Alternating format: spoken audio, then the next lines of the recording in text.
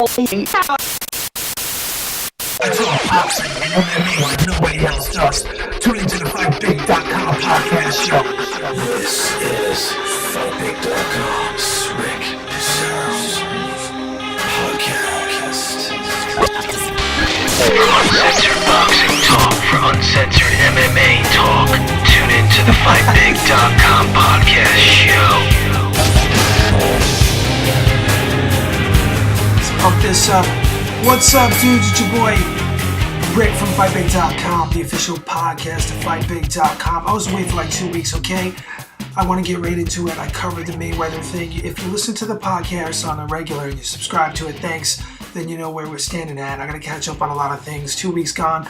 Been really busy. But dudes, let's get right into it. This is boxing. Here I am. I'm going to try something new with the video camera, put it on YouTube, see how that goes. I predicted the Floyd Mayweather deal would be, Floyd's going to outclass Ortiz. It's old hat. You know what? I kind of like cursed at Floyd before the fight even started. This is going way back. Hindsight is 2020. I just want to start with that. I read a lot of these guys on the blogs and everything, on message boards and boxing forums, and the guy just randomly pops up all this stuff. Oh, well, we all knew Ortiz was going to be outclassed, and where were these guys before that? I want to know. There's like a million of them. They just pop up, all these boxing experts, but before the fight, no word of that. But Floyd proved my point. I did say some things about him in my last podcast right before the fight, and you can catch that on FightBig.com. Right in the cover, bam, every week I put one out. Like I said, once in a while I go away, I work on the road and my laptop's down, but I kind of have to editorialize myself. I got a short 15-20 minute podcast window here, but I just want to say, Floyd Mayweather proved me right again. Outside of the ring, I said he conducts himself like a piece of garbage. Yeah, I did. And he actually does. He proved me right again. And he's a genius boxer, like I said. But here's my deal. Pacquiao and Floyd Mayweather, in my opinion, I don't care. They're not going to fight. I think Floyd Mayweather, why should Floyd Mayweather fight Manny Pacquiao? If you're Floyd and you're his people, be like, wait a minute. Why take this risk and fight this phenomenal Manny Pacquiao who poses an actual threat to giving you a loss, when you can actually fight 10 Victor Ortizes, make $100 million right there? Well, maybe not 10, maybe 5, okay? And Floyd's about to be, let's do the math, guys, all right? I'm not a mathematician, but let's break this down and hear me out. Just listen to me for a minute. Floyd Mayweather is 34 years old. He's going to be 35 soon, all right? I don't have the math in front of me, but I know his birthday's coming up, and he fights the minimum of, every 15 months now? So let's break it down real quick. Let's round it off. Floyd Mayweather's going to be 36 years old. If he does fight Manny Pacquiao, roughly, Manny Pacquiao's still only going to be, going on 34. Let's say he's 34. He's 32 now. Floyd's 34. Manny Pacquiao has got 2 years younger than Floyd, and that's a big deal in boxing, in my opinion, if he's still youthful. Floyd is a reflex fighter and timing fighter. Yeah, he stands in front of people now, but in my opinion, there's nothing but trouble that Manny Pacquiao brings, and I think, here's my prediction, I don't think Floyd Mayweather wants to step into the Manny Pac when his guys behind him are probably saying, why fight this guy? You're going to beat him anyway, blah, blah, blah. Take an easy fight, take another Victor Ortiz, they're going to build someone else. Floyd needs some money, they'll usher him in, and he's used to fighting every year and a half, 2 years. He's going to be almost 36, going on 37. It's over. I don't see the fight happening. Yeah, I'm kind of saying this too because I want it to happen, and if it doesn't get signed anytime soon, there's no way Floyd's going to fight Manny Pacquiao unless Pac looks like crap in his next fight. Marquez makes him look really bad, and my prediction is Pac's going to win that fight. Marquez is way too old. He's not the same Marquez that once was. It'd be another deal there, guys. So I just want to get that all out there, and I just want to get more out there. And by the way, if you see me pause real quick, if something goes on over here, I gotta pause and I'll continue to broadcast this through the internet. Of course, it's Friday. I'm broadcasting on my dungeon here in New York. It's October 7th, 2011. It's Friday. It's about to be 9 p.m. Actually, yeah, it's 9:02. I just said it, duh. So I'm talking real quick. Yeah, I got my French press Starbucks coffee cooking over here, and that's my only drug, guys, coffee.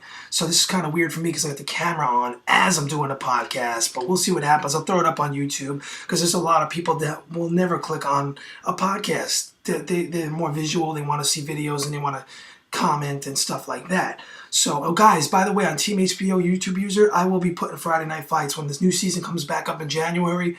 Almost every week like before, I'll put the highlights up for you guys unless something major happens in my life like I get whacked, or you find me in the trunk of someone's car, get in a horrible accident. I don't know. Things happen. Maybe I'll die of cancer.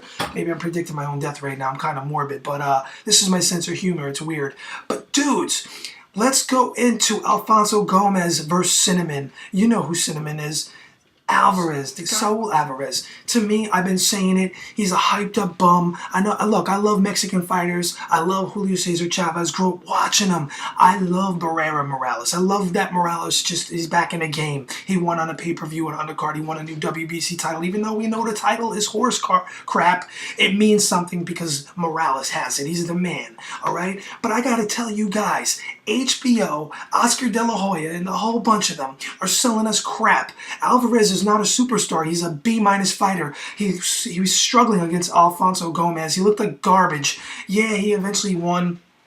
Come on, if he had any skill, we all know. Anybody that's going to be honest and knows boxing and knows what they're watching, I've been saying it before that Alvarez fight is. In fact, I have a buddy of mine who thought, I should call him up right now, he thought Alvarez was like maybe you're wrong about that, I don't know, man. But he said, Rick, I got to tell you, I think Alvarez, he did lose that fight, and I mean, he did win that fight, but he looked horrible. You were right, my man. I give you props. So it is what it is. You know, we're talking boxing. Look, I got a live phone call.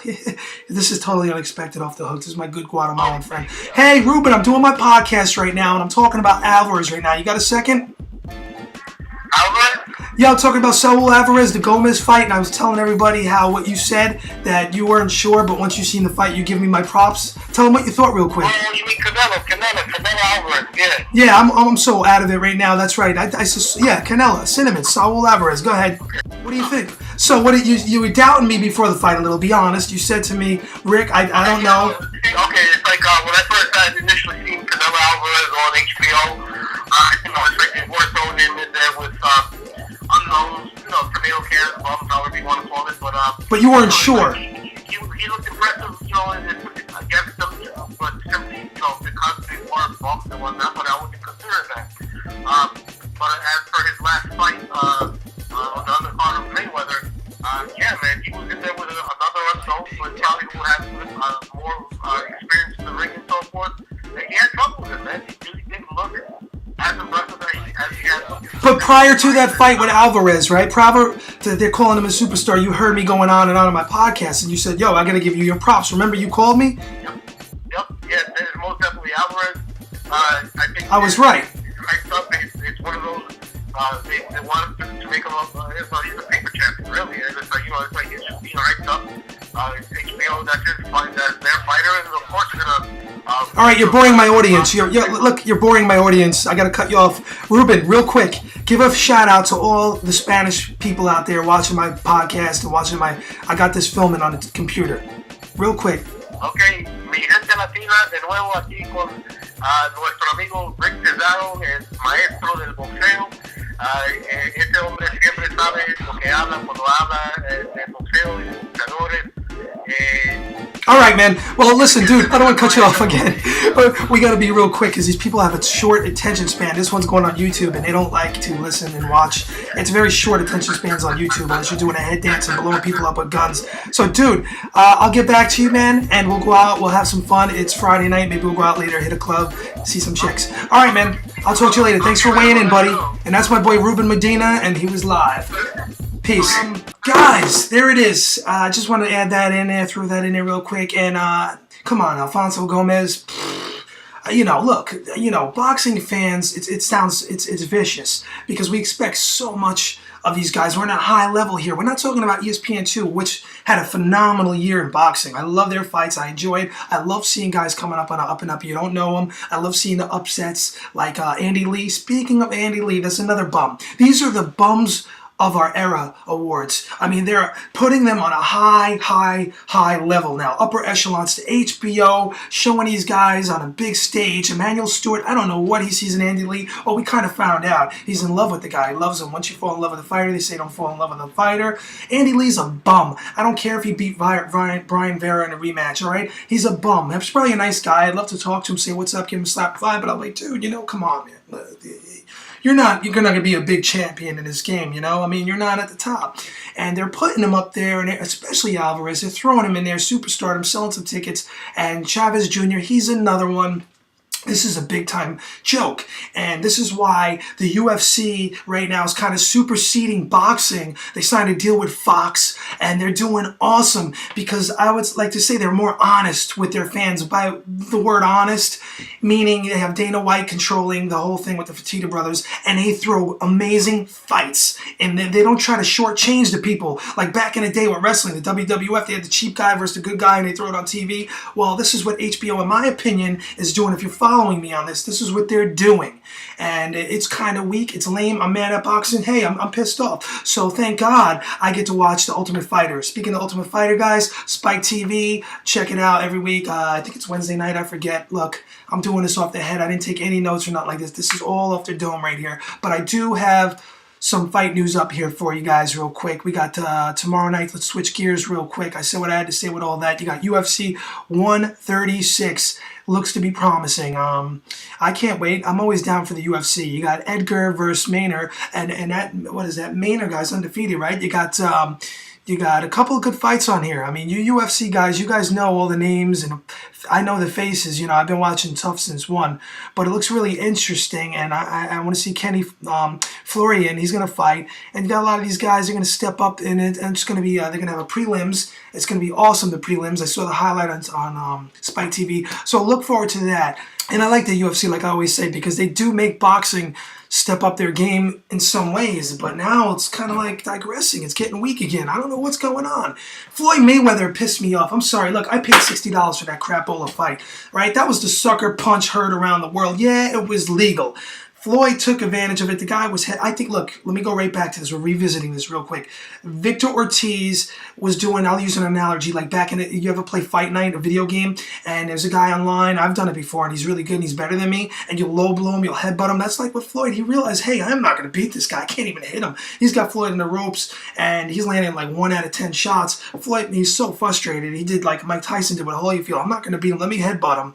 And he didn't bite the ear, obviously, but hey, karma is a bitch, all right? That these things happened, and look, Floyd is a champion because he has split-second timing in the mind. Boxing is also mental. Not only is he a genius in the ring, he's a ring general, he's a mentally superior to a lot of the fighters he fights. Now, for a fighter to take advantage of what Cortez looked away in that split second, decide, I'm going to knock him out, it's perfectly legal. Floyd's a smart man. I got to give it to him. But it pissed us off. We felt like we got shortchanged or whatever. We were paying $60 for this.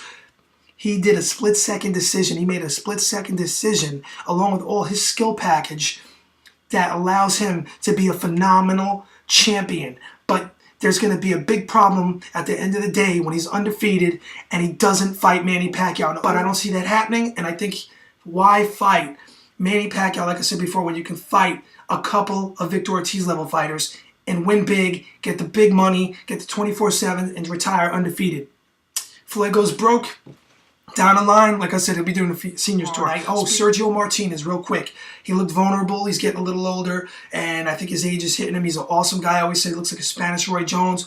But Sergio Martinez had problems. The guy wasn't a bum, but he won. He came through like a real champion. He's going to be around a little longer, and it's going to be really interesting. Kelly Pavlik, I think he's done mentally. The alcohol, the bottle. I'm just making these notes for 2012 coming up. I think we're going to see big time the bums exposed, the Chavez Jr., Alvarez, like I talked about earlier. We're going to see these guys, Andy Lee.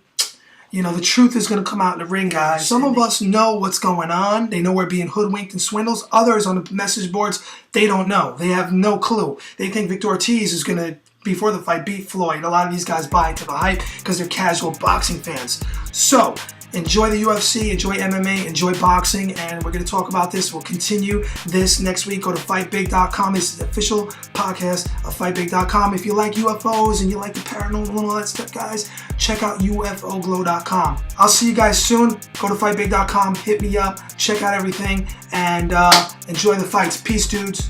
For uncensored boxing talk, for uncensored MMA talk, tune in to the FightBig.com podcast show.